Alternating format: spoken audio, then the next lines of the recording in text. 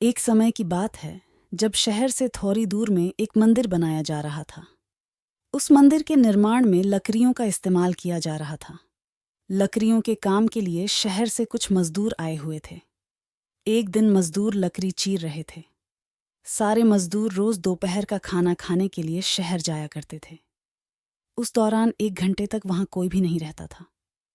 एक दिन दोपहर के खाने का समय हुआ तो सभी जाने लगे। एक मजदूर ने लकड़ी आधी ही चीरी थी, इसलिए वह बीच में लकड़ी का खूंटा फंसा देता है ताकि दोबारा चीरने के लिए आरी फंसाने में आसानी हो।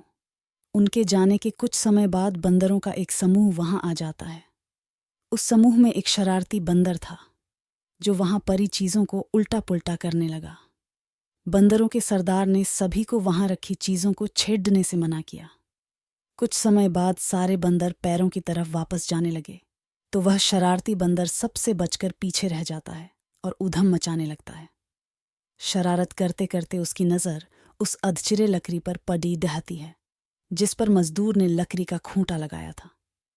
खूंटे को देखकर बंदर सोचने लगा कि उस लकड़ी को वहां पर क्यों लगाया है, उसे निकालने पर क्या होगा।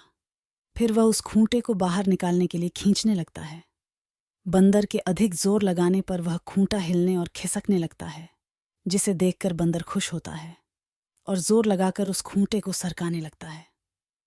वह खूंटे को निकालने में इतना मगन हो जाता है कि उसे पता ही नहीं चलता कि कब उसकी पूंछ दोनों पाटों के बीच में आ गई। बंदर पूरी ताकत के साथ खूंटे को खींचकर बाहर निकाल देता है। खूंटा निकलते ही लकड़ी के दोनों भाग चिपक जाते हैं और उसकी पूंछ बीच में फंस जाती है। पूंछ के फंसने पर बंदर दर्द के मारे चिल्लाने लगता है और तभी मजदूर भी वहां पहुंच जाते हैं। उन्हें देखकर बंदर भागने के लिए जोर लगाता है तो पूंछ टूट जाती है। वह चीखते हुए टूटी पूंछ लेकर भागता हुआ अपने झुंड के पास पहुंच जाता है। वहां पहुंचते ही सभी बंदर उसकी टूटी हुई पूंछ देखकर हंसने लगते हैं। कहानी से सीख।